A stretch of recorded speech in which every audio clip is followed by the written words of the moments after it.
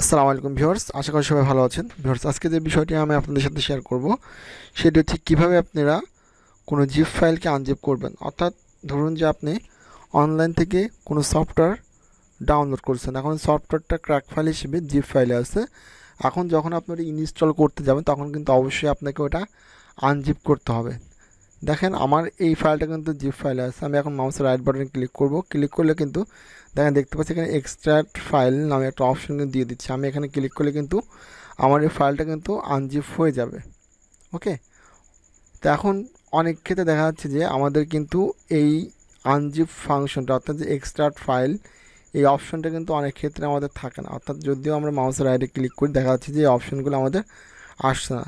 তো এই অপশনগুলো যদি না আসে সেক্ষেত্রে আপনি কী করবেন, জাস্ট ছোট্ট একটা অ্যাপ্লিকেশন ইনস্টল করে ডাউনলোড করে ইনস্টল করে নেবেন। ওকে, আচ্ছা, এখন জিপ ফাইল আপনি কোন কোন ক্ষেত্রে দিতে পারে, আপনি হয়তো বা অনলাইন থেকে কোনো কিছু ডাউনলোড করছেন জিপ ফাইলে, অথবা আপনাকে কেউ কোনো ডকুমেন্ট জিপ ফাইলে দিছে সেটা আপনাকে ইমেইলে দিতে পারে, গুগল ড্রাইভে দিতে পারে, অথবা আপনাকে চাইলে পরে কেউ হোয়াটসঅ্যাপেও দিতে পারে। এখন বিষয় হচ্ছে যদি আমরা আনজিপ করতে চাই আর যদি এই অপশনগুলো আমাদেরকে না দেখায় তাহলে আমরা কি করব। আচ্ছা, যদি আমাদের এই এক্সট্রাক্ট ফাইলে অপশনটি না থাকে তাহলে আমরা যেটা করব, আমরা সরাসরি গুগলে চলে আসবো। গুগলে চলে আসার পর আমরা এখানে সার্চ বারে লিখব উইন উইনরার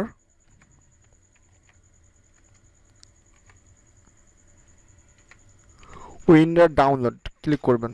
আচ্ছা, উইন্ডার ডাউনলোড ক্লিক করার পরে দেখবেন একেবারে উপরের দিকে আছে উইন্ডার ডাউনলোড লেটেস্ট ভার্সন, এখানে একটা ক্লিক করবেন। আচ্ছা, এখানে ক্লিক করার পর দেখতে পারবেন এখানে একদম উপরের দিকে আছে উইন্ডার 6.64 বিট।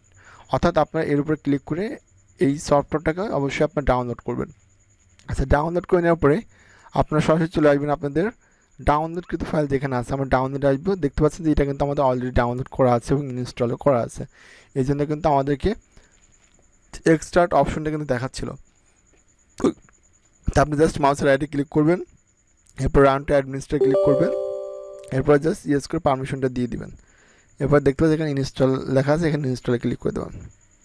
ওকে, তো ভিউয়ার্স দেখতে পাচ্ছেন আমাদের কিন্তু এটা অলরেডি কিন্তু ইনস্টল নিয়ে নিছে।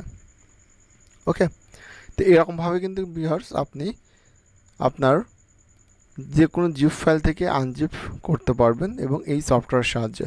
তো আশা করি ভিডিওটি আপনাদের উপকারে আসবে। যদি ভালো লেগে থাকে আর অবশ্যই আমাদের ফেসবুক পেজটি ফলো করবেন এবং ইউটিউব চ্যানেলটিকে অবশ্যই সাবস্ক্রাইব করবেন। পরবর্তী দেখা হচ্ছে নতুন কোনো ইনফরমেশন নিয়ে।